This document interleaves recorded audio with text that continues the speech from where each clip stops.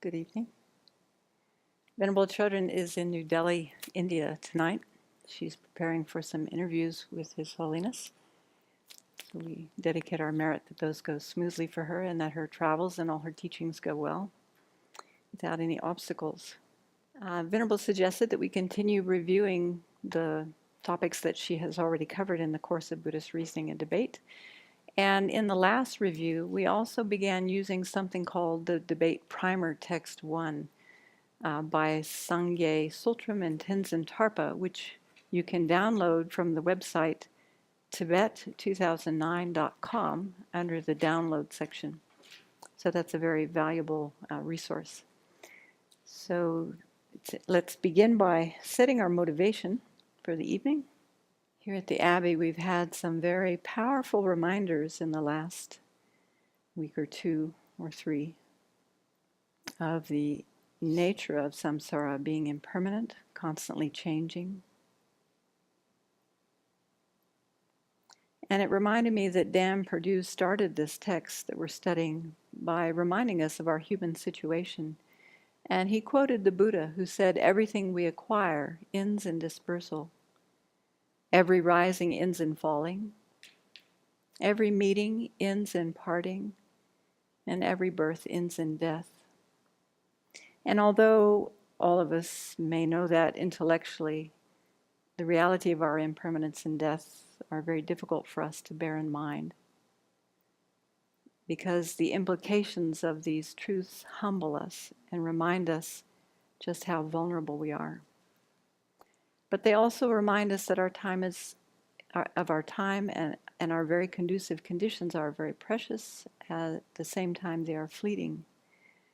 And that we must do what we wish to do now while we have this time, not waiting for some future time. So we all have a strong wish to live, and beyond that, we hope to live with some measure of happiness and peace, free of dissatisfaction and suffering. And yet we know that it's certain that in samsara we will face difficulties and even suffering. And although we may want a different outcome, don't you find that we keep trying the same old methods to find happiness and peace and falling short of finding that? All the while we continue aging and getting sick and experiencing dissatisfaction and suffering. So all of this leads us to wonder whether or not there is a way to overcome the constant vulnerability of death and suffering experienced throughout our lives. So we need to question, what are the strategies, what are the methods that will improve our chances to find lasting happiness and freedom from difficulties, dissatisfaction and suffering? In the Four Seals, the Buddha taught that nirvana alone is peace, and that our key to freedom is through knowing how things actually exist, both conventionally and ultimately. And so with this in mind, then we continue our study of collected topics and the structure of debate as very helpful and necessary tools for developing our wisdom and moving towards accomplishing our short and long-term goals. And again, we remember that we're doing this with a strong aspiration, not just for our own peace, our own well-being, but remembering that all sentient beings are in a similar predicament, being samsaric. And so we do this study tonight and reflection and discussion, debate, so that we can be of greater and greater benefit to all living beings. So generate a strong heart of bodhicitta.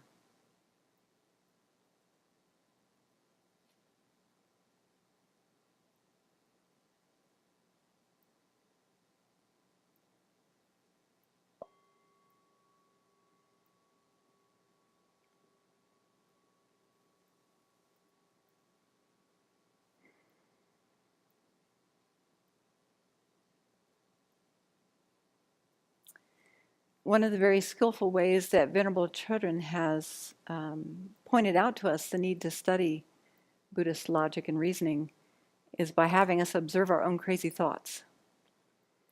And so we use reasoning all the time. I'm going to do such and such because of da-da-da, this reason or that reason. So we're using reasoning all the time. But how often do we stop and really check, is this reasoning valid? Does it align with reality? We don't usually check to see if our reasons make sense. And so I gave an example of some of the crazy thinking in my mind the other day when I gave the motivation. The subject, all the people, things, and situations that I'm attached to will bring me happiness because I have attachment for them. It's not logical when we check. And so there's a certain way that we've learned in this course of reasoning and debate to check, does the subject align with the reason? So we have a subject, we have a predicate, and we have a reason. The subject is all the people, things, and situations I have attachment for, or I'm attached to. The predicate is they will bring me happiness. And then the reason is why? Why? Because I have attachment for them. So if we check to see, is the subject connected with the reason, or is the reason a property of the subject? Well, it seems to line up.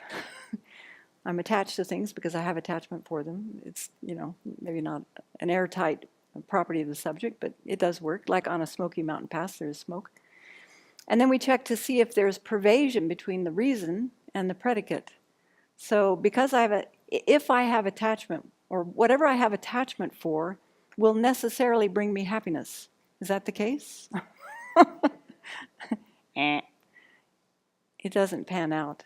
There might be some temporary contaminated happiness, short term, but in the long term, because it's motivated by an affliction, it's not going to bring happiness.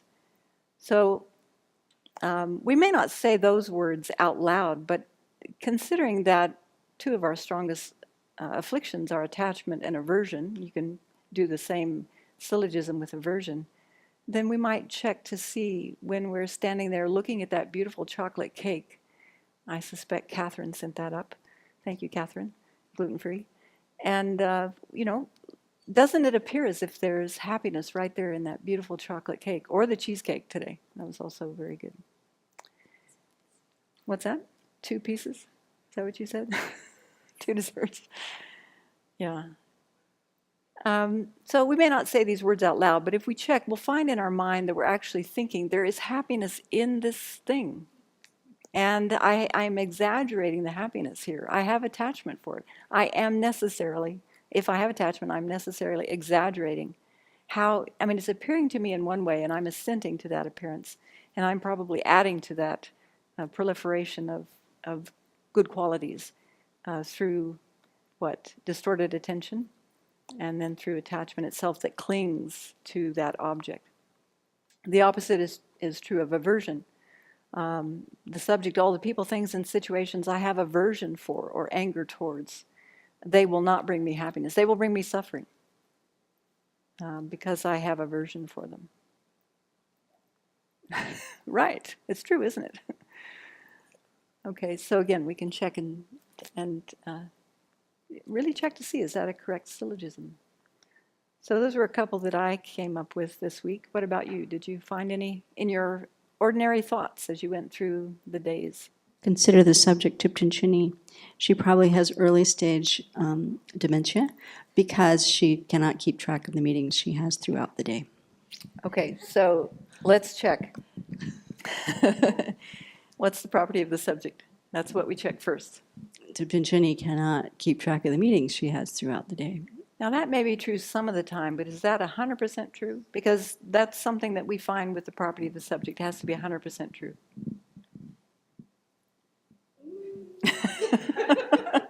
Getting close to 100%, but not 100%, right? Not 100%. Okay, so the reason isn't established. There's no property of the subject there. So we don't need to go any further. But thank you. You're starting to question. Keep checking. We're on this kind of old age thing, but here's some case. This, and I don't, it doesn't make sense, but this We'll is help what you. in my mind. Okay. The subject Semke does not expect to live to be a very old woman because the subject Semke's grandmother, mother, and sister have not lived beyond 66 years of age. Okay, so property of the subject? The subject, Semke, And then the reason?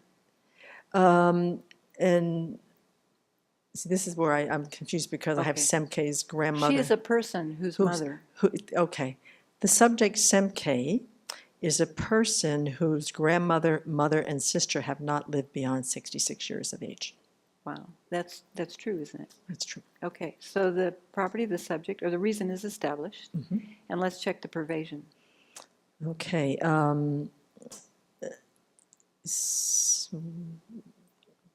Whatever,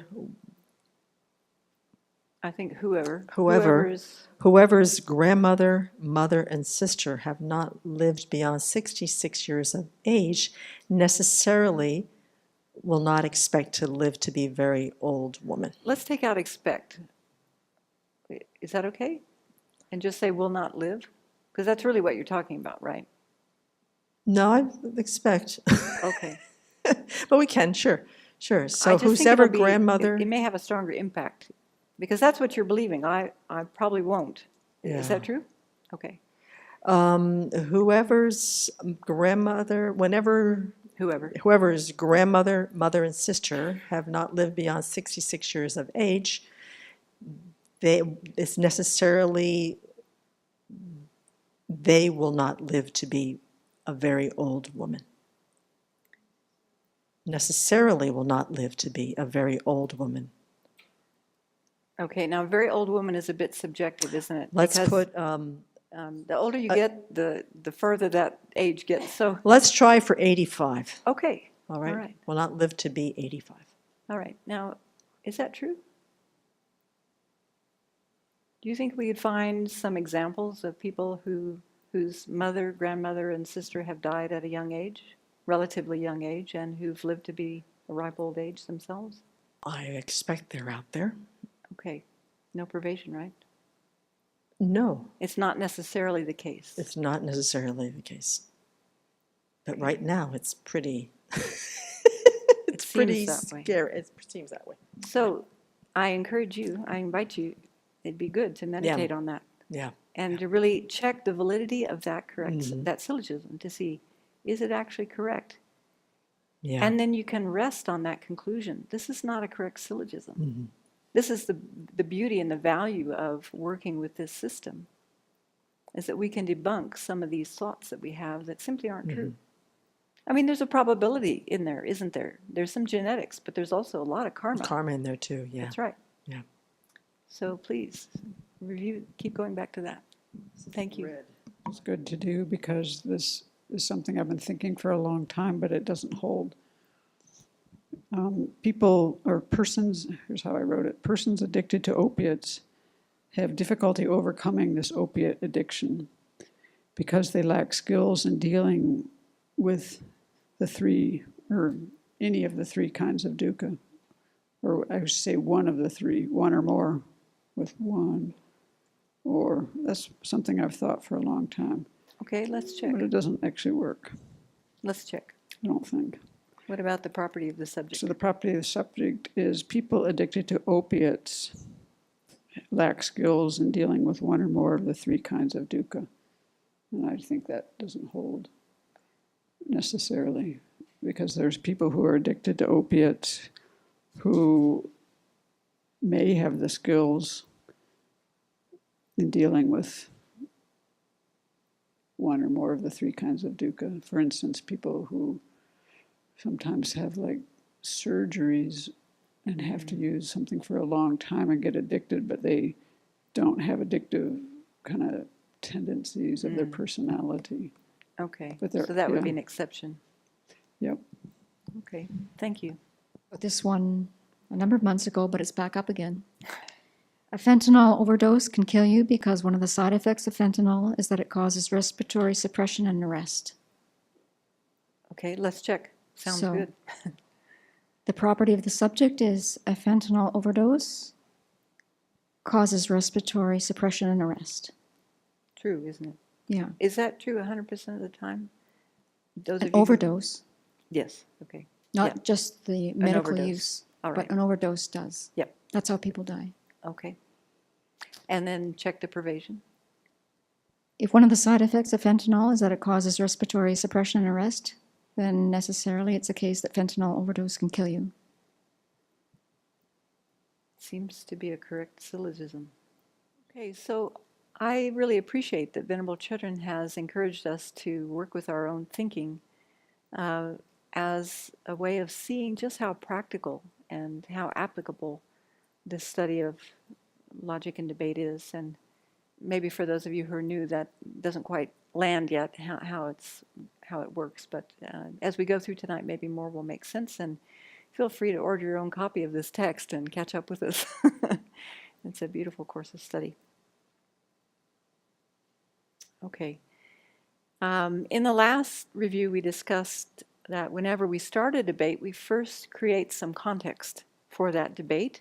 So tonight we'll be looking at, we're in the section on matter, which is a subset of impermanent phenomena or functioning things, page 177, I believe. And we're looking specifically at the 5 types of external matter. And tonight we're going to be looking at, the last time we did a review, we looked at visual forms. Tonight we'll be looking at odors, smells and tastes, and doing some debate with those. Okay, so the largest category, the broadest possible category of all phenomena, I guess you'd say, which includes all existence and non-existence, is the selfless. That's the largest category. So if you can start to create a little picture in your mind, that'll be really helpful. Selfless is the largest. Oh, you want me to write it? Okay. All right, so we have the selfless. And if the selfless is divided, now there are some collected topics texts that don't divide the selfless into which 2 categories? Okay, so in our text, we divide them into existence and non-existence. But some people, some textbooks authors do not include this as a division because non-existence don't have any qualities. They don't have any instances. But anyway, this is how Dan Perdue has chosen to do it. He doesn't state specifically what his source is for that. In Meditation on Emptiness, Jeffrey Hopkins also divides the selfless into existence and non-existence, and he gives as his source Jamyang Sheba and Kinzer Legden. Okay, then so I would say to you, existence, the divisions of existence cannot be posited, and you would say, why? Oh, it follows the divisions of existence can be posited. What are they? Posit those divisions. The 2 divisions of existence are That's one way of dividing it. Yep. And another way is? Yes, functioning things, which is just typically, you're exactly right, Venerable Simke, but functioning things is the more common way. Actually, yeah, no, that's okay. And then phenomena which are non-things is how it's stated. Phenomena which are non-things.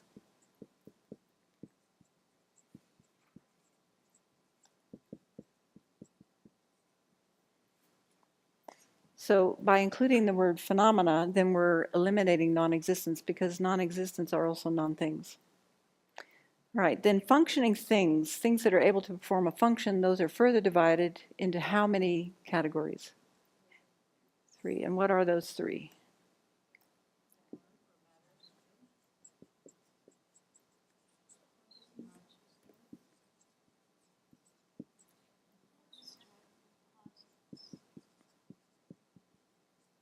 Abstract composites.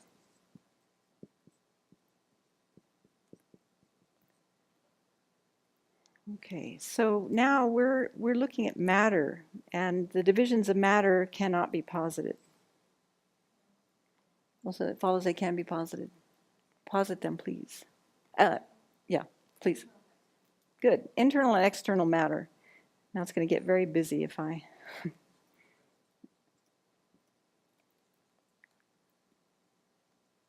Okay, we'll just put external matter here, very small. We'll come back to the, oh no, yeah, no, here we go. External, we'll put internal matter really small because we're not going to talk about that tonight. We'll get to that next week. And then we have external matter, and the divisions of external matter cannot be posited. Oh, it follows they can be posited. Posit them, please. Visual forms, sound, odors, tastes,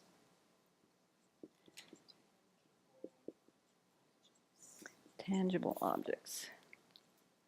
I'm sorry, you probably can't see while I'm standing in front of the board.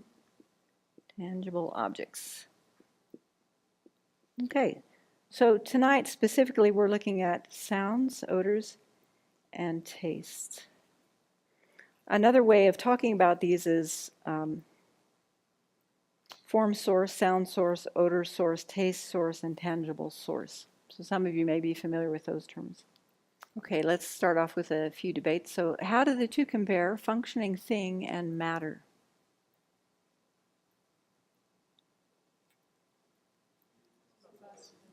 Three possibilities, right? Because matter is a subset of functioning thing. Anytime there's a subset, we say there are three possibilities. What does three possibilities mean? It means that when we look to see, is there something that's both matter and a functioning thing, we can find something such as visual forms. Or we could say the red color of a rose, or yeah, many things we could posit for that. Is there something that is a functioning thing that is not matter? Such as? Her memory, which is consciousness, isn't it? A form of consciousness. Okay, so it's a functioning thing. Why? Because it can perform a function, but it's not matter. Why? Because it's not atomically established. Yeah, right. Okay. And then we can think of something that is neither a functioning thing nor matter, such as emptiness. Why is emptiness not a functioning thing? Because it's a phenomena that's a non-thing. Very, yeah, right. It's a permanent phenomenon. Okay, very good. All right. The definition of, if I said, you can't posit the definition of matter, you would say, why? So it follows that you can posit the definition of matter. Please posit that definition. Okay, it follows that the subject, that which is anatomically established, is the definition of matter. So it follows that the definition of matter is not that which is atomically established.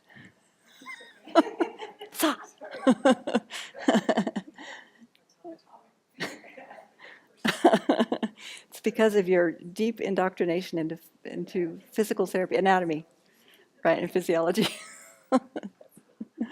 Okay. So that's a very simple debate that we find in that debate primer. We say, we can say it different ways. We could say the definition of fill in the blank, like matter. The definition of matter cannot be posited. It's a challenge, isn't it? We're saying you can't posit the definition of matter. The person says, why? You can either say, I accept, or why. Those are your only two choices, right? You say, why? I don't accept that. That's what you're really meaning by saying why. Oh, so it follows that the definition of matter can be posited. I accept. So posit that. And then the person gives you, they say the subject, and then the definition, and then the challenger says, so it follows, and we just repeat it back. It's a great way for memorizing, actually. So it follows that the definition of matter is that which is atomically established. And then the defender says, I accept. So this is, again, if you're new to debate, this might sound very tedious, but these are the beginning. It's like learning a new language. You have to repeat verbs and different spellings of just some nouns that you need to know, and grammar and those sorts of things. It's just repetition, really, to get used to the language of debate. Okay, so when we divide matter, how many divisions are there? Oh, we went through this already when we were putting it on the board. We can skip that. So we've already looked. Visual forms, sounds, odors, tastes, and tangible objects. Thank you. Okay, let's back up. There are two divisions of matter. There's internal matter and external matter. And if we look at external matter, there are 5 divisions. Visual forms. Thank you. Love your sharpness. Okay. So as I said, we couldn't answer this. If we're looking at the divisions of external matter, we can say visual forms, sounds, smells, tastes, tangible objects. But another, an equivalent terms would be form source, sound source, odor source, taste source, and tangible source.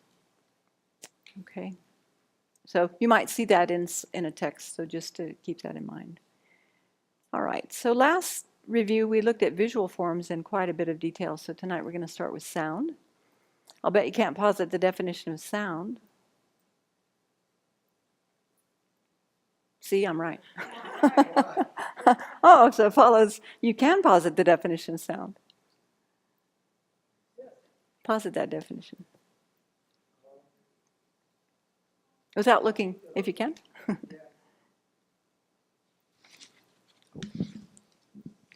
An object of hearing.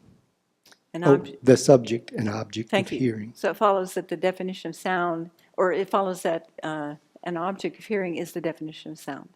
I accept. Okay. So what about sound source? What's the definition of sound source? The subject, an object of hearing of an ear consciousness. Right. So it follows. Well, I shouldn't say right. So it follows that the subject, an object of hearing of an ear consciousness, is the definition of a sound source. I accept. Okay. Good. All right. So how do these two compare? Sound and sound source. Mutually inclusive. So we tend to draw a lot of circles around here. And if two things are mutually inclusive, that means they're covering the same amount of material. We say they're mutually inclusive. In other words, if we were to draw them, they would be 2 circles, one right on top of another. That means mutually inclusive. The other possibilities are mutually exclusive, 2 things that have no common locus, phenomena that exist that have no common locus. There's also, we mentioned 3 possibilities when something is a subset.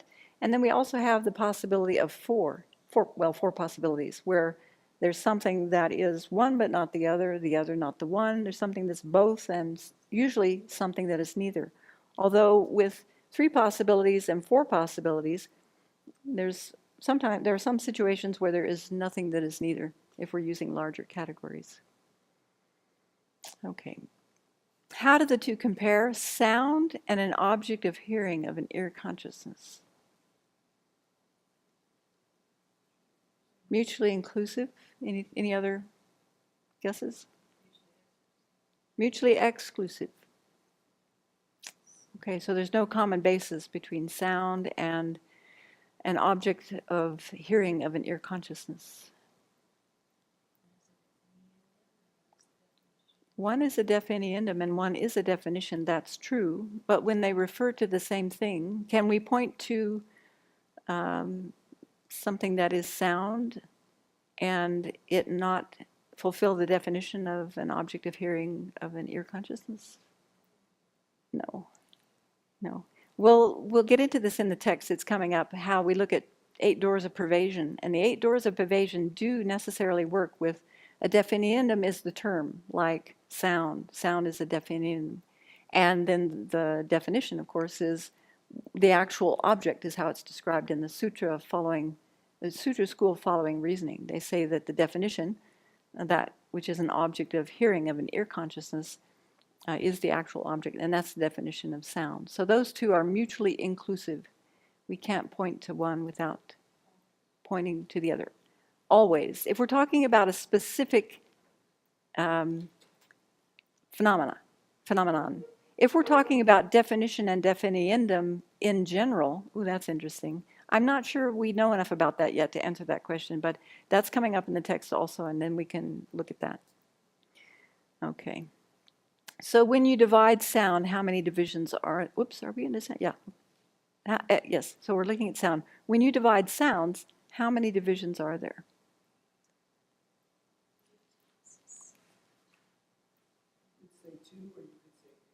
If we said 2, what would that refer to? There's the microphone.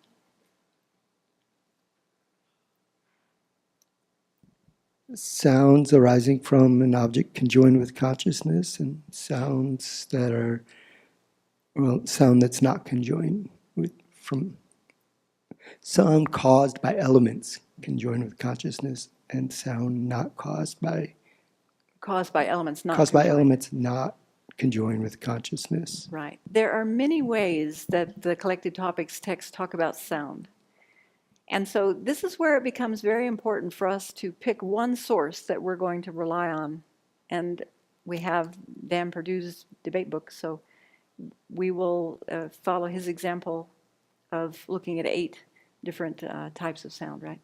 The 8 get listed under those, 4 under one and 5 to 8 under the other. Yeah. Right.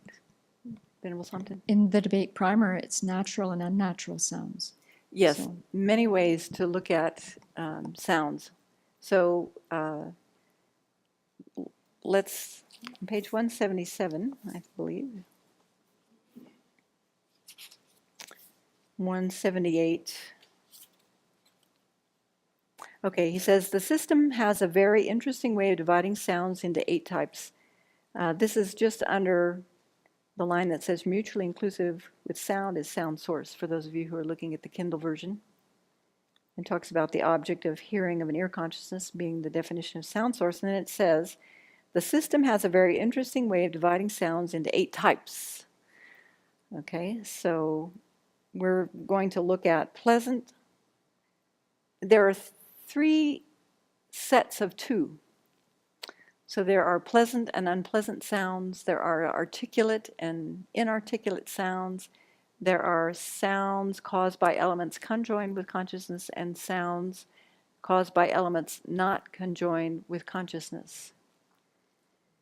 And so as people wanting to really understand and collected topics and debate without looking at our text, then we're going to have to find a way to put these 8 in our mind that we can remember them.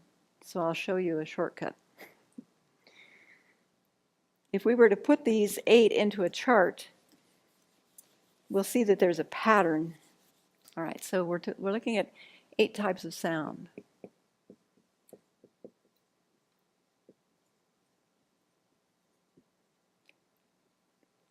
Notice that of the first, well, if we look through that list, we'd find pleasant, unpleasant, pleasant, unpleasant. Right? That's how it goes all through all 8. Pleasant, unpleasant. So we can keep that in mind, that this will be the first attribute or the first type of sound that we're going to be looking at.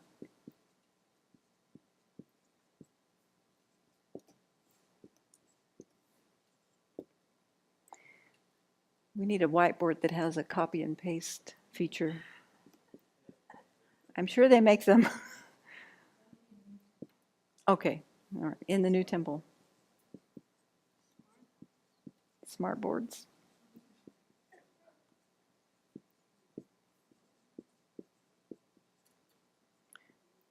Either that or we just develop patience. Okay, now notice that the next qualifier or quality is articulate. So there's a pattern here too. There's articulate, articulate, inarticulate, inarticulate, articulate, articulate. Maybe it's better if I put and inarticulate, inarticulate.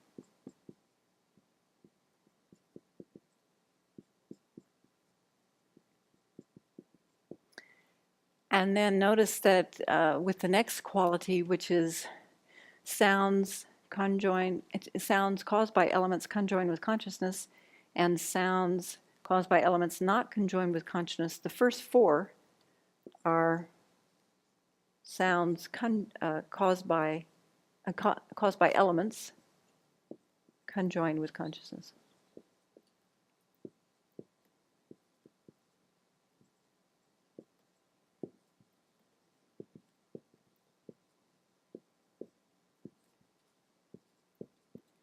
And then the next four are sounds caused by elements,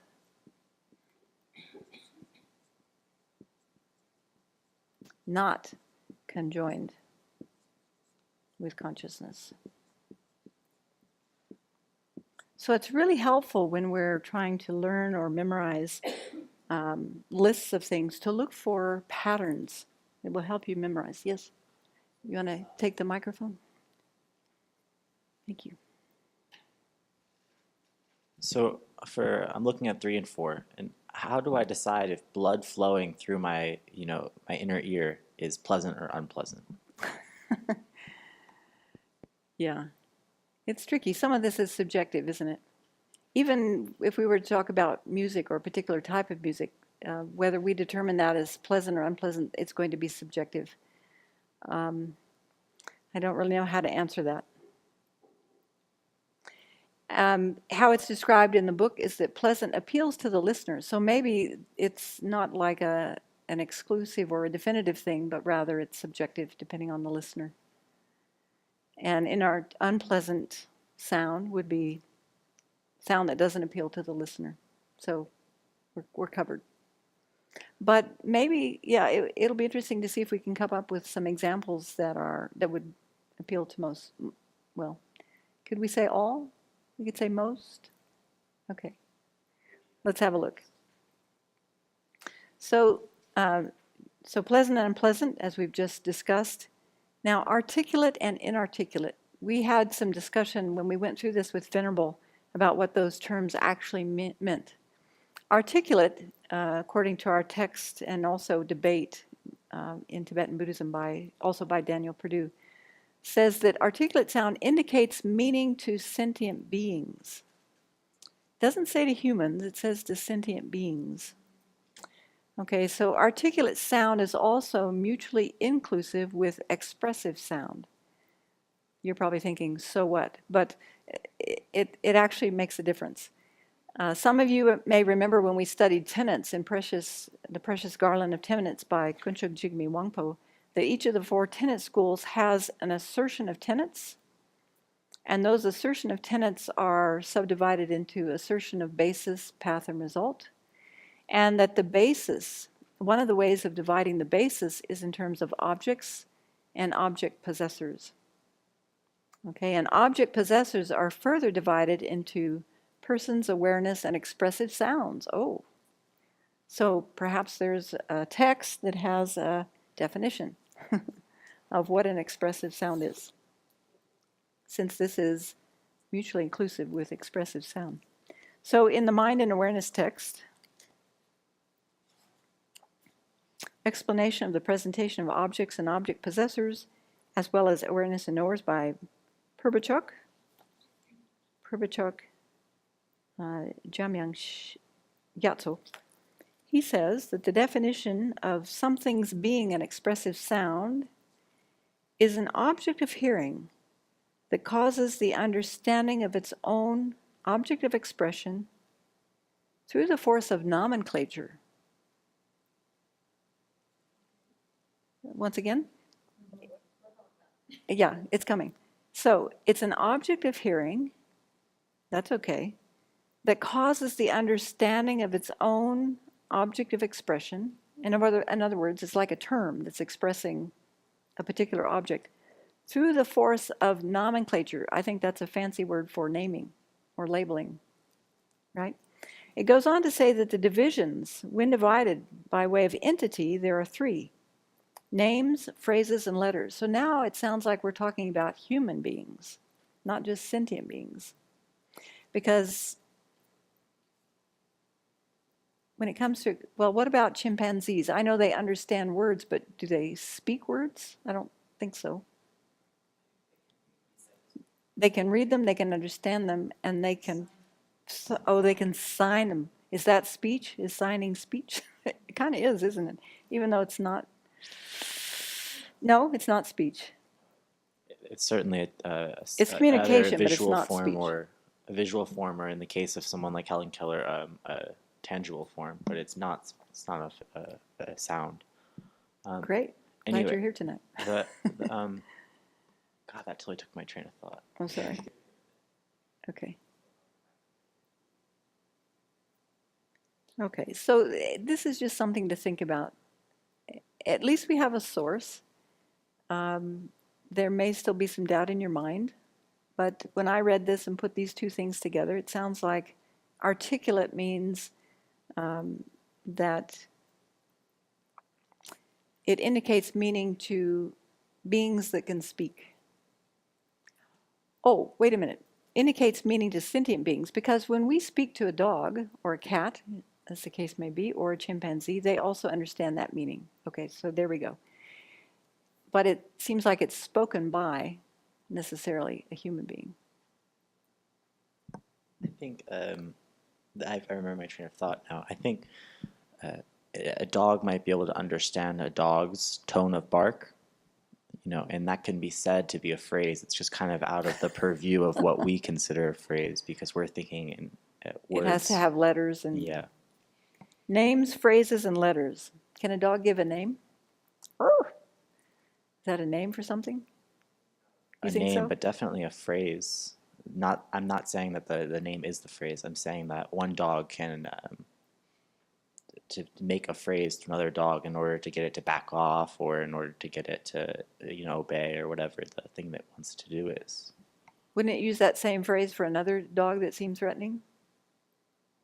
Is that really conveying meaning? Doesn't that mean it does convey meaning if it works for two different dogs? I don't know.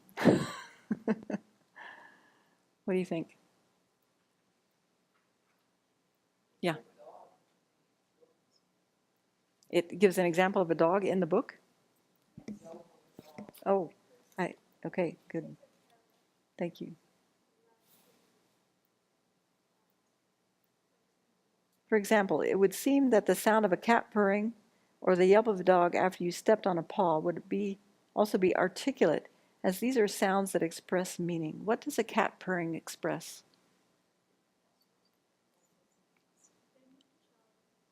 They know each other?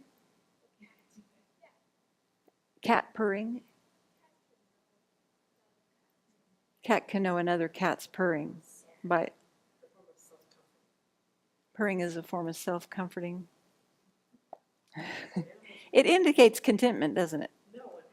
No? Affection. We can use the microphone.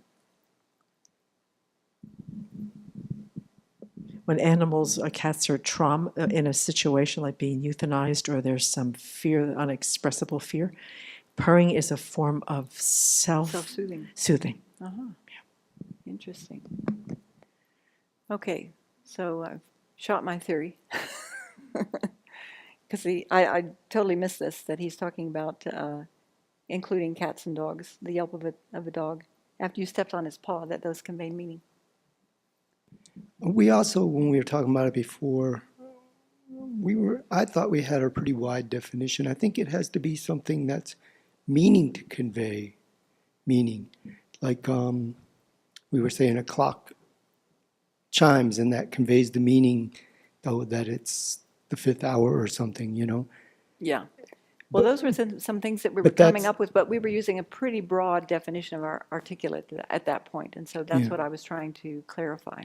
Or the sound of somebody's footsteps would convey the meaning that somebody's in the other room. And I think that was really part of a kind of wide Does definition. that intentionally convey meaning, or is that something you infer meaning to? Yeah, that's what I was thinking. You're Yeah. inferring meaning.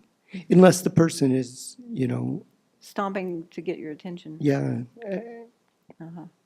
I don't know. I think that Well, we were, this is something we can take to the debate court, isn't it? I think that's what you say when you don't know what to say. A clap, a hand clap. Yeah. Okay, so it seems that we still have some debate about, or some question about, some doubt about what articulate and inarticulate means. So I would encourage you to keep thinking about it and come to some firm conclusion for yourself how you're going to hold it. And then you can discuss this, or if you can come up with debates with others, then you can test out your conclusion and your theory with each other. That would be a very good use of this, this practice.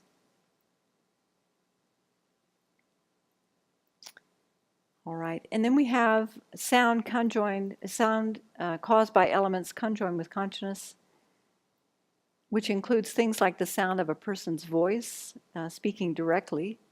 That's a sound caused by elements conjoined with consciousness, because of the arising of the dependence of the vocal cords and the tongue, the palate, the upward moving wind.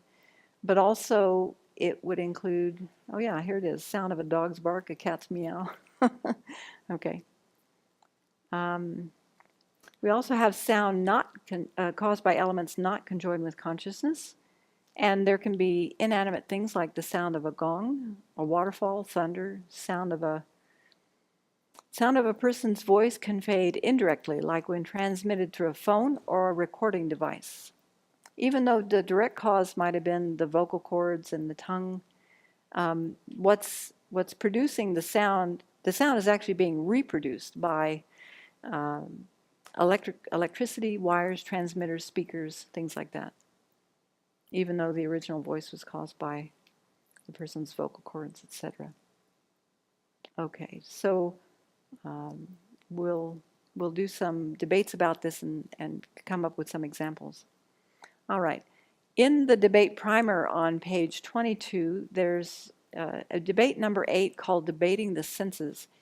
And it goes like this. So it follows the subject visual form is something apprehended by the ear consciousness. So it follows the subject visual form is something apprehended by the ear consciousness. You would say, why? Why means I don't believe you. It's not true. Oh, it follows that the subject visual form is not something apprehended by the ear consciousness. The subject visual form, the subject visual form is not something apprehended by the ear consciousness because? That's one way of answering, because it's apprehended by the eye consciousness. And that's, well, we could say it's an object apprehended by an eye consciousness. And that's the definition of visual form. Right, so that's one way of answering. Is there another way that we could answer that question? The subject visual form is not something apprehended by the ear consciousness because?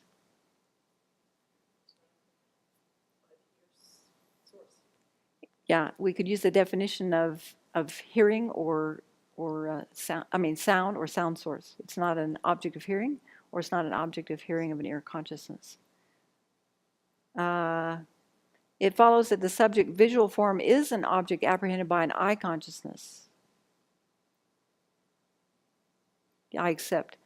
It follows the subject visual form is an object apprehended by an eye consciousness because an object apprehended by an eye consciousness is the definition of visual form. That's right. Yeah. Okay, so let's just walk through that debate. Some of you will have it, maybe some of you don't. I have a hard copy here if anyone wants to borrow it.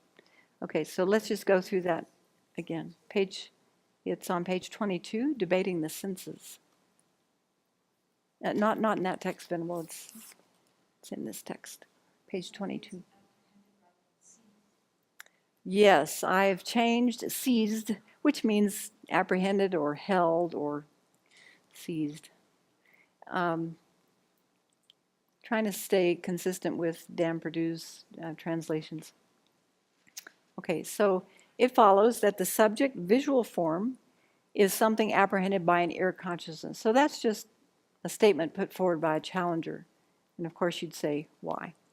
Okay, so it follows that the subject visual form is not something apprehended by the ear consciousness. I accept. The subject visual form is not something apprehended by the ear consciousness because, now we're looking for a reason. And as we saw, any of the two definitions could work there. So we could say because it's an object apprehended by an eye consciousness, or because it's not an object apprehended, or it's not an object of hearing of an ear consciousness. Here in the text, they said because it's an object apprehended by an eye consciousness. Couldn't you say that because the ear consciousness only apprehends sound and visual form is not a sound? But see, then we're making a syllogism, aren't we? We're saying the subject visual form is not something apprehended by the ear consciousness because ear consciousness is not apprehended by sound. Is that something that's always true of visual form? Or would it, the ear conscious, sorry, let me back up. Or I guess you could say because it is not a sound. Because Visual form is something that is not a sound. the visual form, take the subject, the visual form is not something apprehended by the ear consciousness because it's not sound. And if it's not sound, it's not apprehended by the ear consciousness. That would work also. Yeah, I'm not sure why they've chosen to put it in this way. Maybe these are just simple debates that were put together by this particular, I don't know where they got these debates. I'm sure it's in the front of the text, I just haven't read it that closely. And we could write another debate that has these different answers that you're giving. So that's actually a good example of how there are many answers to a lot of these debates.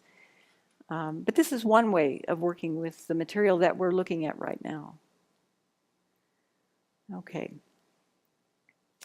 So let's look at some comparisons, and this will help us to look at what the different types of sound are. Do you remember before when we were looking at visual consciousness, actually when we were looking at comparisons to begin with, we were comparing blue and the color of cloth? Do you remember that? And we said that there were 4 possibilities, right? Well, we had some debate about that debate, or that comparison. But the answer from Collected Topics is there are 4 possibilities. So what's something that's both blue and the color of cloth? Blue shirt, blue cloth. Something that is blue but not the color of cloth? Blue sky. Something that is the color of cloth but not blue? Red cloth. What? Yeah, red cloth. And something that is neither blue or the color of cloth? A gong, a red car, many things, right? Okay, so I'm going to try to use that same kind of comparison with these different sources for matter. Matter sources sounds odd. Different types of matter, okay? So let's try this. How do the two compare? Pleasant sound and sound of a person speaking. Pleasant sound and sound of a person speaking. Well, let's see how many possibilities. So Venerable Lozong is saying that there are 4 possibilities. So posit something that is both a pleasant sound and the sound of a person speaking. The sound of my teacher praising me. Okay. Rare. Only you might find that, well, I don't know, maybe others would find that pleasing. Okay. Or we could make it more general. We could say the sound of His Holiness teaching on bodhicitta, maybe, or The sound of food being served. I don't know. I was no, thinking. it has to be both pleasant yeah. sound and sound of a person speaking. Oh, right. Yeah, well, the sound of somebody teaching Dharma. Yeah. Okay. Although sometimes the sound of the Dharma can be unsettling, right? And we might consider if it makes you squirm, it might be unpleasant. I've certainly heard a lot of Dharma like that. Would the sound of Dharma be necessarily pleasant for an animal? I don't know. Our animals go to sleep when they hear the Dharma. Okay, you bring that source and we'll take a look at it. He's saying he found a source in Scripture that says that all animals find the sound of Dharma as pleasant. It's interesting. Bring your source.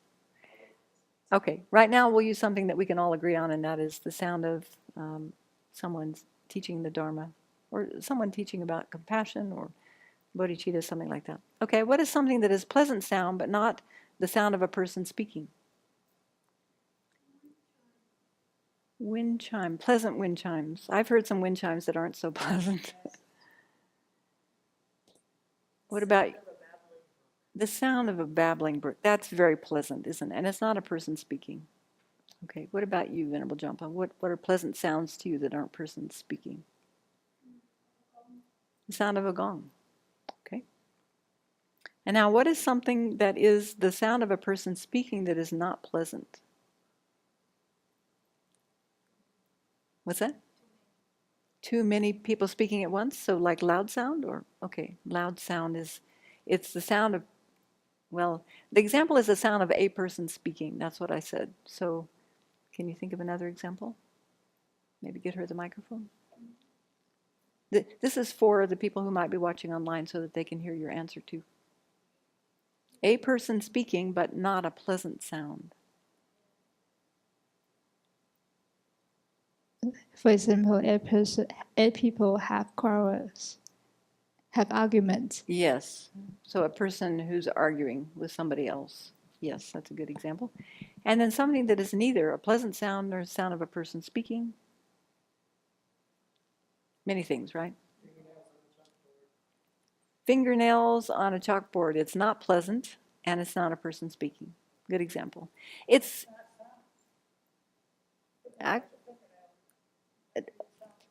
thank you. Good catch. The sound of fingernails on the chalkboard. Neither one are, I mean, both would suit neither. But that's a good catch. Thank you. Yeah, we have to say the sound, just like we were saying the color. Although we can say blue sky and understand that we're talking about a blue color, we don't have to say the color of a blue sky, evidently, because it's probably more accurate, more precise to say the color of the blue sky or the blue color of the sky. But it seems like in the text either is accepted. Okay, so it's very good to find an example of neither that is clever. Close, like Venerable Losang just did. It's close, but it's neither. Okay? That just sharpens our mind. And it can bring joy. If you can find a really good answer of neither. Okay, how do these two compare? Articulate sound. Okay, now we have to, yeah. We said something that was both, one not two, two not one. Okay, so both, the sound of venerable children teaching the Dharma. A pleasant sound, but not the sound of a person speaking, the babbling brook, or the sound of a gong. Something that is the sound of a person speaking that's not pleasant, someone arguing with another person, and then neither. Okay, so how do these two compare? Articulate sound. So we'll try to stay very general here. We still have some doubts about what articulate means, but articulate sound and sound caused by elements that is conjoined with consciousness. So the two that we're comparing is articulate sound and sound that is caused by elements that is conjoined with consciousness. What is something that's both? 4P? What's something that's both? Both articulate sound and sound caused by elements conjoined with consciousness. Me speaking the Dharma. Ha. Thank you. It's articulate sound, hopefully. Okay, that question. All right. And it's certainly sound caused by elements that is conjoined with consciousness. Okay. And then what is articulate sound, but is not sound caused by elements conjoined with consciousness? Sound of a train. That's articulate. Is that articulate sound? A train, sound of a train. Sound of a train whistle at a railroad crossing. It's conveying meaning, isn't it? Which is get off the tracks. Okay. All right. I still have some doubt. It conveys meaning to a sentient being. It's not a name, a phrase, or a letter, as is found in mind and awareness, but Let's see if I can find a definition of phrase. But that's not the sound of the train. A phrase is an object of hearing that indicates meaning by joining substratum and attribute. Okay. Maybe we'll just leave that for now. Okay, okay, train whistle. That's great. Let's stick with train. I like that. Train whistle. It's an articulate sound. It's conveying meaning to a sentient being, and it's not a sound caused by elements conjoined with consciousness. How about something that is a sound caused by elements conjoined with consciousness that is not articulate, doesn't convey meaning? Yeah, that's it. Yeah, it would be inarticulate. Snoring. Good. Snoring does not express meaning. You have no intention to express a meaning with your snoring. Well,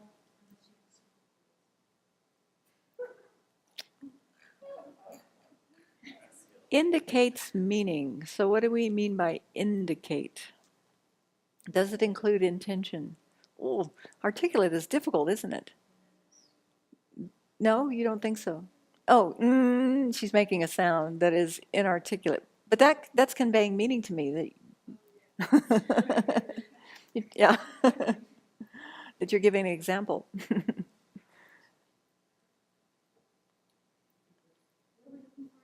Okay, we're looking for something that is sound caused by elements, that is conjoined with consciousness, and it is not articulate. It's inarticulate.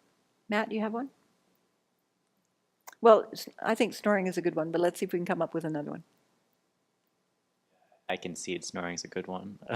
Also, bones cracking. Bones cracking, or what's that? Blowing your nose. That is a sound caused by elements that is conjoined with consciousness, and it doesn't convey any meaning. It's inarticulate. Thank you for the example. Okay.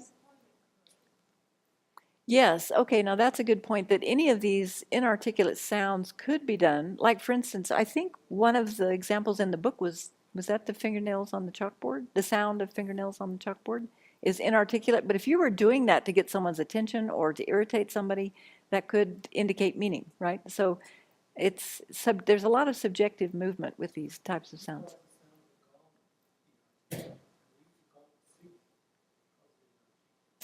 So there's discrepancy within this section. All right, so I think this really warrants a lot of debate. We're going to have to come together on a Sunday or a Monday afternoon in our study time and really work this out so that we come to a conclusion about what we as a class are going to accept as, and even correct some of the examples so that we are consistent. It's good to be consistent. We can't always be consistent, but it's in this kind of study, it's good to try to be consistent as we can. Okay, let's see. What is something that's neither? Neither articulate nor sound caused by elements conjoined with consciousness. Neither articulate. So it's inarticulate, and it is sound not caused by elements not conjoined with consciousness. Thunder. A tree falling in the forest. The sound of a tree falling in the forest. Sound of thunder. Thunder is sound. Yes. Thunder, we don't have a definition for thunder, but if we did, it would be the sound created by the conditions that create thunder. Okay. So you can see how taking these different elements, these three different elements, and their two contradictory positions, and then playing them one against the other really helps us to pin down what are these things, what's included in these categories, so that something immediately appears to our mind when we go to debate somebody. Articulate sounds, we have them down. Well, we'll work on that one. Pleasant, unpleasant, okay, it's subjective, but we all know what's pleasant for us, what's unpleasant for us. I guess even that is subjective, because something that can be pleasant one day, if you're angry the next day, it could be unpleasant. So it wouldn't be consistent. Or if you're sick, something that's usually pleasant might be unpleasant. Yes, well, these are found in the collected topics. I should have brought debate, because there are some um, interesting examples there. Maybe not so much about pleasant, unpleasant, but sounds not conjoined with consciousness. Pleasant, articulate sounds not conjoined with consciousness, for example. For example, the words of doctrine taught by trees, rustled by a Buddha's extraordinary powers. Right, like in the Pure Lands, the Pure Lands or the Pure Realms. Also, I think, didn't we say that the river also in Amitabha's Pure Land made the sound of Dharma? So that might be a little far-fetched for some of you who are new to this type of thing, but evidently those things do happen. Okay. Is that enough on sounds tonight to keep you satisfied and content? And really, I encourage all of us to think about these and do little debates in our mind, do debates with each other while you're washing dishes and all those things. Okay, let's move on. Yes? Go back to when you compared blue and the color of cloth. What Blue- did you use for the third one? The color of cloth, but not blue. I was wondering what your example was. Yellow cloth, the color of yellow cloth, Okay, thanks. or the color of red cloth. Or you could say a red shirt. The color of a red shirt. Color of a red shirt. Yeah, red shirt is matter. It's not color. Or visual form, I guess. No. Anyway. All right, let's move on to odors. Did you have a question? Yes. I don't know if I missed something, but Mm-hmm. it's back in colors and the secondary colors Uh-huh. and the names of the secondary colors that are not colors. Yes. Did we talk about that? Well, remember the night that Venerable Chuyang was here, and we talked about that briefly. So they're colors like Darkness and cloud and smoke, illumination mist and yeah. dust. Yeah. And I said, these don't sound like colors to me. And she said, these don't sound like secondary colors. She said, the color of cloud, the color of mist. I said, it follows that a white horse is white then. You know, it doesn't say the color of mist, Right. the color of dust. And she Right. said, I accept. Yeah. So I think those colors are those words are representative of the color of mist, the color of dust, the color of cloud, etc. And they're not. It's not an exhaustive list. There are 8 secondary colors. It's not an exhaustive list, of course. There's no pink there. There's no orange. Right. There are secondary colors that we could come up with, but for whatever reason, this is the list that they used in India when they came up with this collected topics. All right. Yes, Tracy? In color theory, We're not talking color theory, sorry. it Okay, helps please. with that. All right. So there's hue and intensity in color theory, and for like a CRT screen to recreate color to the human eye, it has to have the hue, and then lightness and darkness are both a part interesting. of the equation. Okay. So All right, thank you. That's very interesting. And I'm also remembering something that Venerable Chuni said when she came back from Dharamsala, her study in Dharamsala, about what Venerable Wangmo said when people would bring up scientific theories. Can you repeat it for us? Is there a microphone over there? Is that all right? Remember it verbatim anymore, but basically she would say that's not what we're discussing here. You know, I mean, she would keep this kind of discussion within the framework of the collected topics. Because, system. I mean, it's the system. It's because, now I'm interpreting, but, you know, the proven fact of whether sound is a wave or not is not the point here. So it's like accepting the terms of the system is what we're trying to do to learn how to sharpen our minds so that we can think clearly. It's not trying to prove what sound actually is. Yeah. And I think this is part of the challenge for us as Westerners who've been trained in modern scientific theories. And this is why Venerable Chodron brings these issues up to us, just so that we're aware of them. But I think also, as you're mentioning, it's as Geshe Wangmo mentioned, you know, we're really staying within the purview of this pedagogical tool so that we can sharpen our minds.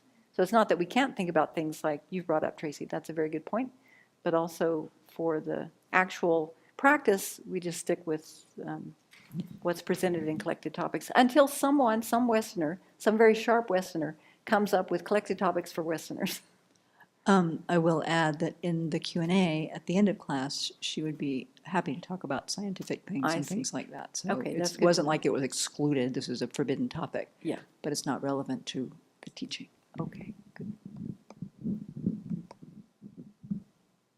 It's not just that we're trying to accept what is shown in this system. We're just learning this system. We're not going to learn this system by talking about another system. We're simply trying to learn what is presented here so that we are familiar with it, So that we can debate it. so we can debate it. Yeah. Yeah, even if we hold other ideas. Yeah. As Prasagikas hold different ideas than the. Yeah, it's a good Yeah. point. Okay. Obviously, we could spend a lot longer talking about sounds. But let's move on to odors, shall we? Now, it's interesting that he's used this translation of odors because typically odors, the word odor connotes something not very pleasant, doesn't it? That's a bad odor. Do you ever say that's a really good odor? Usually, we talk about body odor. What other kind of odors? Typically, they have, a negative foot odor. We could use the word aromas. Venerable brought that word up, but doesn't aroma have a more positive connotation and maybe excludes odors? Smells is very generic, isn't it? We have good smells. That's a good smell. Oh, that baking bread is a good smell. That smells bad. Yeah. Oh, Karuna's breath. That really smells bad. After wet food. Okay. So I bet you can't posit the definition of odor.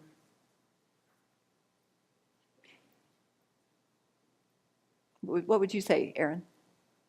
You have two choices. I accept or why? I bet you can't posit the definition of odor that's in that book on your table.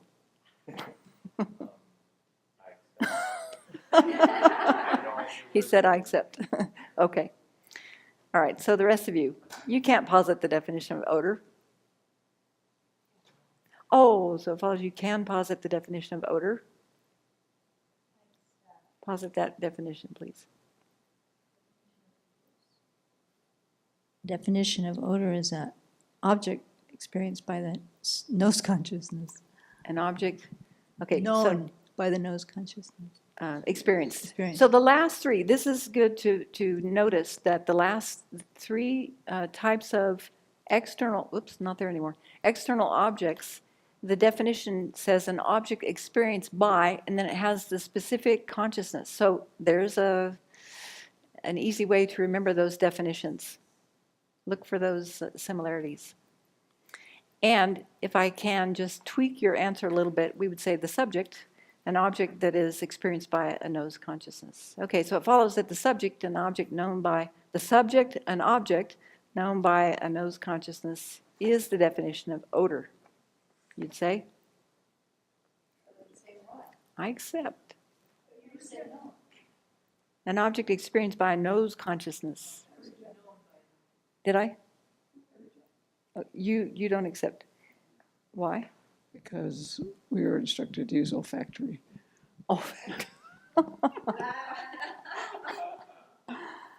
Okay, I've been corrected. Yeah, so with these, there are common words that are used in our text, and then there were words suggested by Venerable Children. So she was saying, she was suggesting that we change it to be an object experienced by an olfactory conscious. What is an olfactory? Sounds like an old factory. Olfactory is referring to the nose, isn't it? So tonight let's just use nose because it's simple, and then remember that Venerable prefers olfactory and gustatory.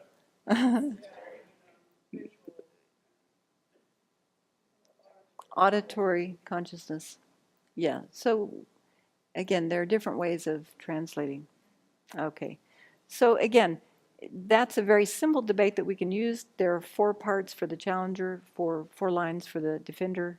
Everybody should have that under their belt by now. When you divide odor, how many divisions are there?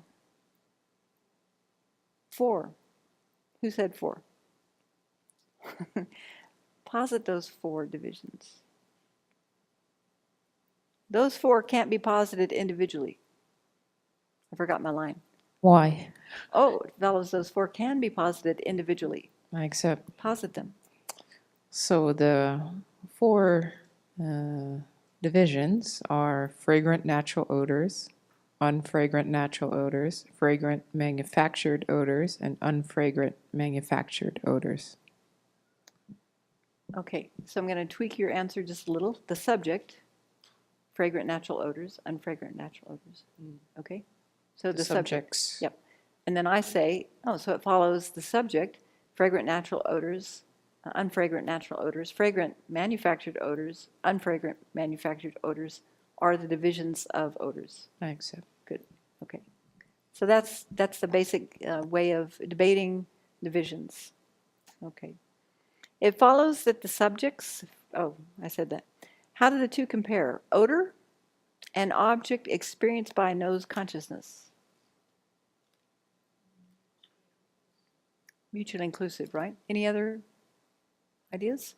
They're mutually inclusive, right? Because one is the definiendum, the term, and one is the definition. They share the 8 doors of pervasion. If it's odor, it's necessarily an object experienced by a nose consciousness. If it's an object experienced by a nose consciousness, it's necessarily an odor. If it's not an odor, it's necessarily not an object experienced by a nose consciousness. If it's not an object experienced by a nose consciousness, it's necessarily not an odor. And then the same for with, if an odor exists, an object experienced by a nose consciousness exists, etc. Okay. How do these two compare? Fragrant odor and odor. Or we could say fragrant natural odor and odor. 3P. Right. Why is it 3P? Subset. Thank you. Very good, Venerable Pende. How do these two compare? Fragrant odor and odor of a cat. Well, how many possibilities?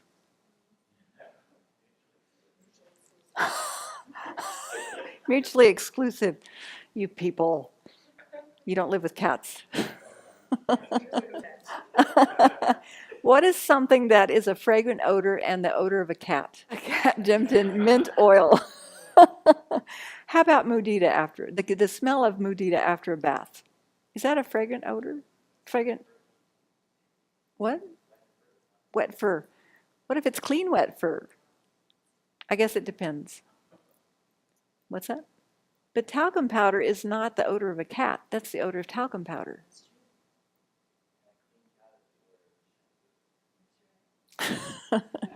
Well, and a cat dipped in mint oil is not the odor of a cat either.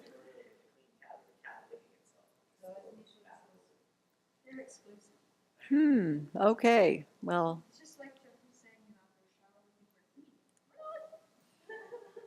Okay, just like Jeffrey saying after a shower, we think we're clean and we're not. You have never smelled a clean cat or a nice smelling, pleasant cat? There you go. Venerable Simke finds the odor of cat fur pleasant, except when it's not. Okay, so we could find an instance, right? We could find that one instance when I found the smell of mudita's fur pleasant. Okay, we can find that. So we can find something that's both. How about something that is a fragrant odor and not the odor of a cat? Yeah. You have a debate about the last point? Okay. So I see that we're not going to use mutually exclusive because we can find one situation in which it's not. Right. In order to refer to that one situation, would we have to say the instance, Venerable Semke smelling a cat, or would we still just say the smell of the cat? Well, do you think Venerable Simke's experience of smelling the cat as pleasant is the only experience in the world ever? But it's one, just like how we say, you know, the subject, the red shirt. It's just one instance. It's okay. We only need one instance to know that it's both. Right. It is a fragrant odor. I'm asking about the way to properly say Oh, that I see. Okay. Well, Okay, so the example I came up with is the odor of Mudita's fur after a bath. Now, I'm not talking about the smell of the shampoo. I'm just talking about a clean cat. So maybe fragrance-free shampoo and she's clean. Yeah. There is a smell to cat's fur. Thing is because the unpleasant and the pleasant are subjective. Do we have to refer to the subject's experience of it? Yeah, I see. Okay, you're trying to be very specific, and that's a good point. Since it is subjective, I don't know. It's a good doubt, and let's just hold that as a doubt, and maybe there's a chance that we can clear it up with someone who knows a lot more about debate than me. Yeah, it's a good doubt. Thanks, Matt. Okay, so something that is a fragrant odor, but not the odor of a cat. The odor of baking bread or baked bread. Baking bread, baked bread. Is there a bread that is breaking, a bread that is baking? There's the already baked and that too yet to be baked, but is there, okay, that's another class. Okay. Wrong class. Okay, come back to the point. Okay, what is something that is the odor of a cat that's not fragrant? That one's easy, right? Odor of Karuna's breath after eating wet food.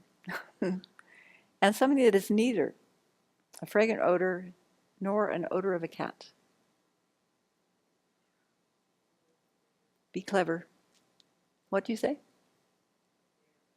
A bear. A bear is not a fragrant odor, and a bear is not the odor of a cat. That would work. Actually, we could use many, many things, couldn't we? Okay, how do these two compare? A natural odor and an odor found in the forest.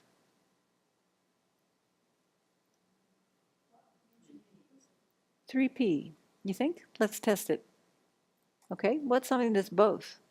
A natural odor and the odor found in the forest. The odor of ponderosa pine trees, for sure. What is something that is a natural odor but not an odor found in the forest? The odor of incense is a natural odor? The odor of the ocean. That was my example too. It has a particular smell, doesn't it? Or the smell of the ocean sounds. The odor. This ocean has such an odor. If you're in England, the ocean has an odor. Or if there's red tide, well, that's not the odor of the ocean, that's the odor of the dying, whatever it is that's, okay. The smell of the ocean. What is something that is an odor found in the forest that is not a natural odor? The smell of a chainsaw, or chainsaw oil, or chainsaw gasoline, or the smell of bug repellent on the chainsaw. Okay, and then what's something that's neither natural odor nor an odor found in the forest? The sound of a chainsaw. Yes. Okay. Can you think of anything else that might be a little closer? It's not a natural odor. That's a clue. And it's not an odor found in the forest. Oh, yeah. The little tree incenses that hang in your car. The little tree incenses that hang in your car. That's excellent. That's clever. That's very clever. It's not a forest. Okay. So then we can use the debate that we find on page 17 that's debating examples. And this is just more of what we were doing with sound. So page 17, debating examples. It starts by saying there's nothing posited as an example of a fragrant natural odor. It's not in that book, Erin. It's, oh. There is nothing posited as an example of a fragrant natural odor. It follows there is something posited as an example of a fragrant natural odor. Posit it. The subject, the odor of a rose. Okay, so it follows the subject, the odor of a fragrant rose or a rose. Oh, peony. Oh, the subject, the odor of a peony. is an example of a fragrant natural odor. You say, I accept. Okay, so very simple, back and forth, four different lines for each person.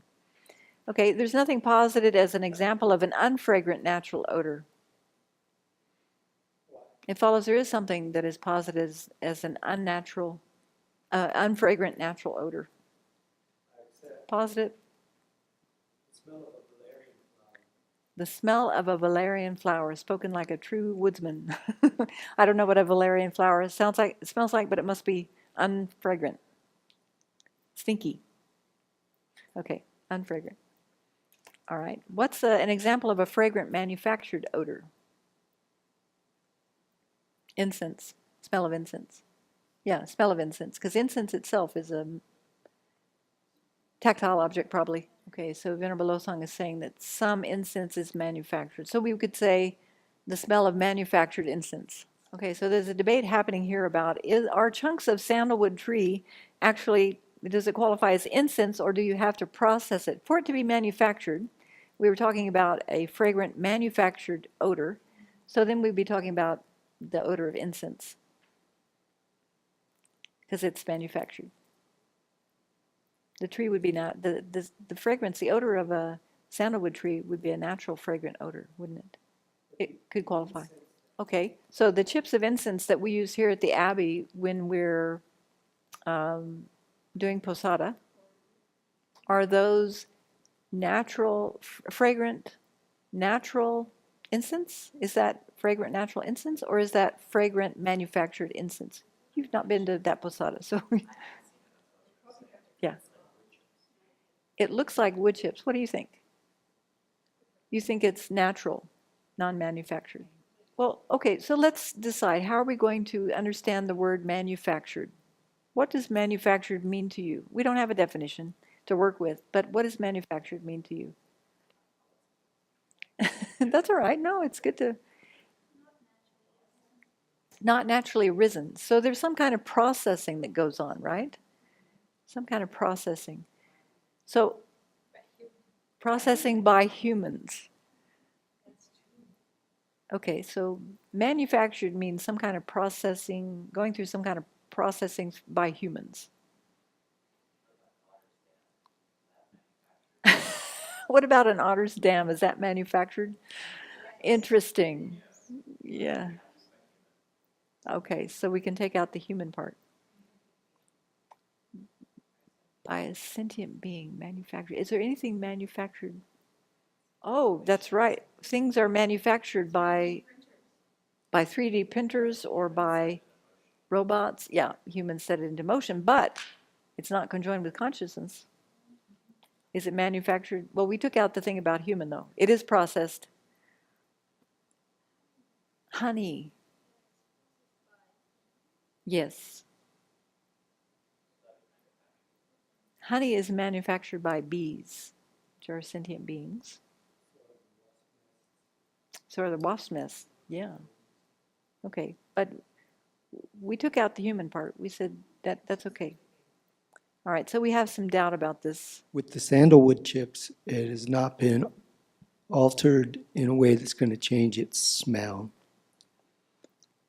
from the tree. You could get that same smell by just burning a sandalwood branch. But when they make some incenses, they crumble it up and they put it in a substance that makes it stick together. I'm still sticking with, if we're using the subject incense, incense necessarily is manufactured. There are other things that you can burn that smell. But if you're going to call it incense, in my view, it is manufactured. Okay, so we'd have to, so your definition of incense is that it's necessarily a manufactured, fragrant or unfragrant product. There are some incenses that are, this is subjective, very unfragrant. They're made from natural things. Yeah, they're made from natural things. Oh, so many things to debate. We need more time. Okay. What about an unfragrant manufactured odor? Clorox. No, the smell of Clorox. Okay, yeah, the odor of Clorox, that's a good one, which we use every day in our sanitizing sink. Okay, how do these two compare? Fragrant natural odor and fragrant manufactured odor. I think they're mutually exclusive. If we thought about it long enough, we'd probably come up with a debate. I think they're mutually exclusive. Okay. How about this? If I said, if it's external matter, it's pervaded by being an odor. If it's external matter, it is pervaded by being an odor. Why? You have to say why. You have to say why. There are only two choices. Why? Okay. Actually, you could say reason not established, meaning it's unreasonable. But that confuses things, so we say why. Okay, so if it's external matter, it's not pervaded by being an odor. Okay, pause an example.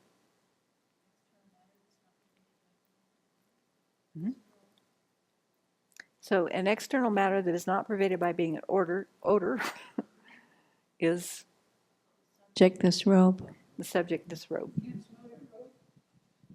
Yes, you can, and it's a natural, unpleasant odor, but that's, But the robe itself is the not the robe color of the robe. itself is Yeah. not pervaded by being an odor. Okay, so we could use, yeah, we could say, we could posit color, shape, sound, taste, any of the other things. Okay. All right. It follows that the subject of fragrant natural odor is an odor. A fragrant natural odor is an odor. I accept. The subject of fragrant natural odor is an odor because it's an object experienced by an olfactory or nose consciousness. It follows that the subject of fragrant natural odor is an object experienced by an olfactory consciousness. You accept? Okay. It follows that the subject of fragrant natural odor is an odor because it's an object experienced by a nose or olfactory consciousness. Okay, now I've given you a whole syllogism, right? So it follows the subject of fragrant natural odor, that's the predicate. No, that's the subject, thank you, is an odor, that's the predicate, that's what we're trying to prove, because it's an object experienced by a nose olfactory consciousness. So what's the property of the subject? Is the reason established? A fragrant natural odor is an object experienced by a nose consciousness. That's true, isn't it? Okay, and then we check the pervasion and odor. Odor was the predicate. Yeah, good. So whatever is an object experienced by an olfactory consciousness is necessarily an odor. Yeah, for ordinary beings. Goes without saying. We're talking about ordinary beings. We're not talking about Buddhas. Okay, good. All right. Do we dare do taste quickly? Or shall we? Have you had enough for one night?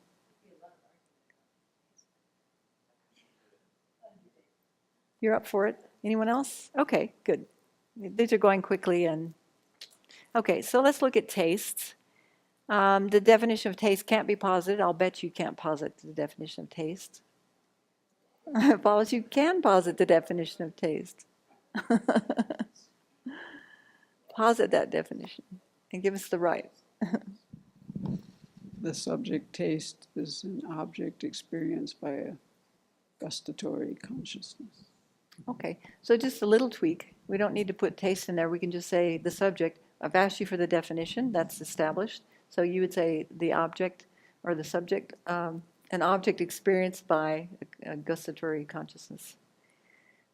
Okay, so then I say it follows that the subject, an object experienced by a gustatory consciousness is the definition of taste. It's a lot to keep in mind, isn't it? Say that 3 times. It's like a tongue twister. Do you follow that? And you say, I accept. Okay. When you divide taste, how many divisions are there? There are 6. Those 6 can't be posited individually. Oh, it follows those 6 can be posited individually. Posit those 6, Venerable Chinny, with a microphone. With a microphone. The subjects. Subjects to the 6 divisions of taste are sweet, sour, bitter, astringent, pungent, and salty. Okay, so it follows that the subjects sweet, sour, bitter, astringent, pungent, and salty are the 6 divisions of taste. I accept. Okay, good. So how are we going to remember these 6? What are your tricks for remembering them? Sweet and sour, those are pretty common, aren't they? Sweet and sour. Yeah, salty is common, but it comes later. It's really good to memorize things in the order that they're giving in the text. It really helps because then you start developing a very strong image in your mind of that list. So sweet and salty. Oh, sweet sour, thank you. Okay, then we got a BA. Bitter, astringent, and then pungent and salty. So maybe if we can match them up together, sweet and sour, Bachelor of Arts, bitter and astringent, whatever works for you. Pungent and salty. Okay, good. So then we can use this debate on page 17 that looks at examples. There's nothing posited as an example of a sweet taste. It follows there is something that is posited as an example of a sweet taste. The subject, honey, says sweet taste. Okay, now, is honey a taste? Okay, the taste of honey. Taste of honey. Yeah, the subject, the taste of honey. Okay, very good.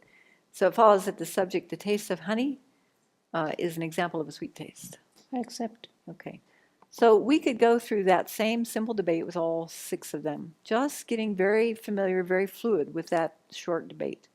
And these will come in handy when we're debating things that are much more difficult, because then it just slows you down. You get very clear about what you understand, what the other person understands, and then you go from there. Okay, how do these 2 compare? Astringent taste and bitter taste. Mutually exclusive, I agree, I think so. How do these 2 compare? Salty taste and taste of water.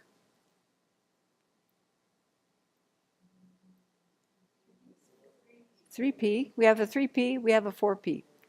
Okay, let's actually use a picture to see how this works. Okay, if we say it's 3P, then we have a salty taste and taste of water. Which would be the circle inside? Salty taste. And this would be taste of water.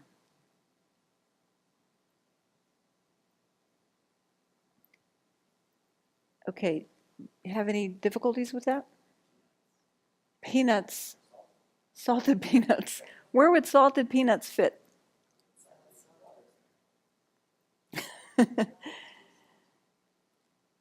Yeah. Okay, so let's see what 4P looks like and we'll test that. So this will be salty taste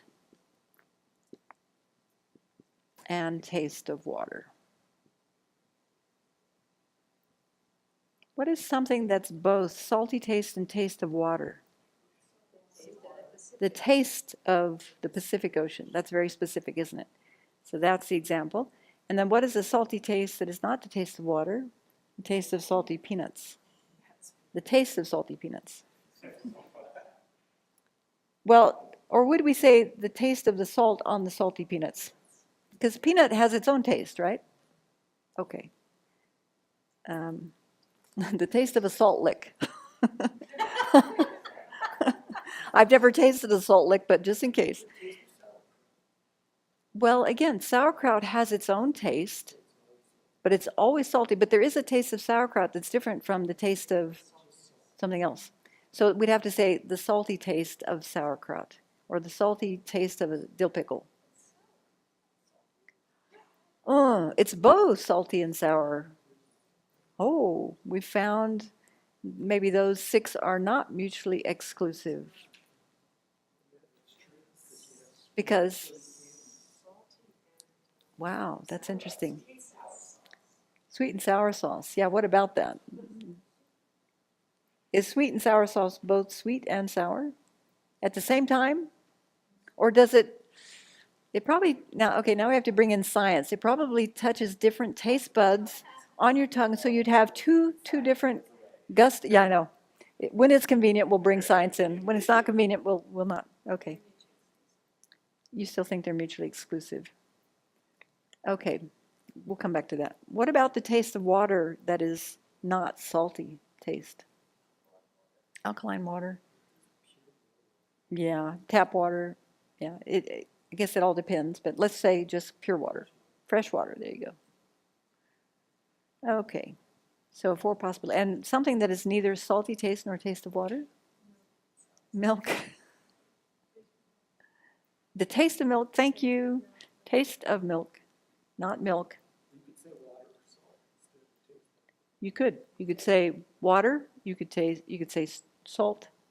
Yeah. A blue shirt. No, salt water would be found here. Oh, thank you. Got me. Okay, the taste of salt water would be here, but salt water would be out here. Salt water would be neither. Thank you. Very good. That's clever. Okay, what else do we have here before we finish up tonight? If it's a taste, it's pervaded by a sweet taste. Oh, if it's a taste, it's not necessarily pervaded by a sweet taste. For example, or pause it, the taste of something sour. Okay, good. If it's a sweet taste, it is necessarily pervaded by taste. So we use this word pervaded. If something is covered by another thing, like taste covers sweet taste, because sweet taste is a subset of taste, so taste pervades sweet taste. Sweet taste is pervaded by taste. That's how that word is used in this tradition. Or we could say that if two things are mutually inclusive, like impermanence and product, then they're mutually pervasive because they're equal.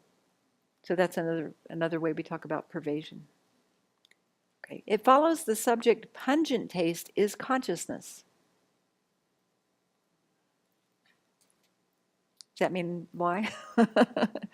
That was an articulate, kind of unpleasant, conjoined with sound, conjoined with, caused by elements conjoined with consciousness. Okay, it follows that the subject pungent taste is matter.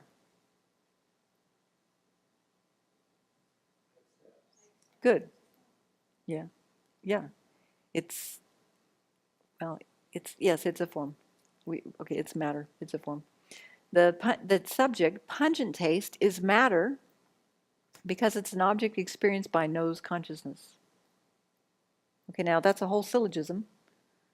The subject, pungent taste, is matter, that's a predicate, because it's an object experienced by nose consciousness. The reason is not established, right? Because a pungent taste is not an object experienced by nose consciousness. Good. Okay? The subject, pungent taste, is not matter because it's an object experienced by tongue consciousness. No, it's a whole syllogism. The subject, pungent taste. Okay, so now, I'm bringing in something new this time. It's a whole syllogism. There's a subject, predicate, and a reason. And this is challenging because it really challenges us to remember all these different pieces and then to start looking at them to see how they come together. All right, so the subject, a pungent taste, is not matter because it's an object experienced by tongue consciousness. Well, the first thing we check is the reason established? Is the reason established? Pungent taste is an object experienced by tongue consciousness? It is. And so then we go to check the pervasion, and the pervasion is not established. Very good, no pervasion. The subject, a pungent taste is matter because it is that which is atomically established. The subject, a pungent taste, is matter because it is atomically established. Yeah. Yes. Yes. Uh-huh. Yeah. So if that lines up, say there's someone who had a doubt about pungent taste being matter because it's a taste after all. Isn't taste consciousness? Or you'd have a doubt. So then you can posit this syllogism. Well, it is matter. Why? Because pungent taste is atomically established, at least for the Sutra school following reasoning. Maybe not for modern science, but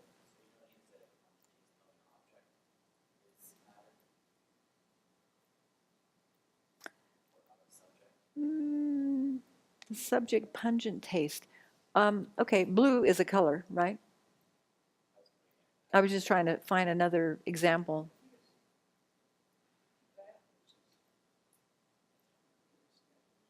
Yeah, I said the subject pungent taste is matter because it is that which is atomically established. So Matt's question is, do you have to say the pungent taste of, well, what has a pungent taste?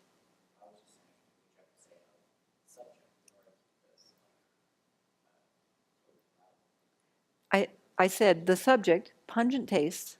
So you're asking, do we have to say the subject, a pungent taste of, and then give a subject? Like hot chili? Okay. Yeah. Venerable. Work if you put in that which is an object that is atomically established?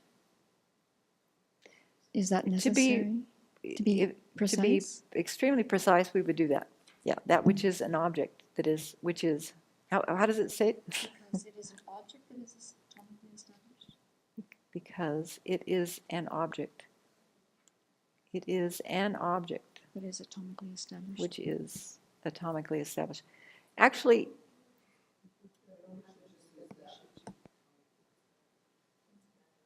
that which is. Okay, good.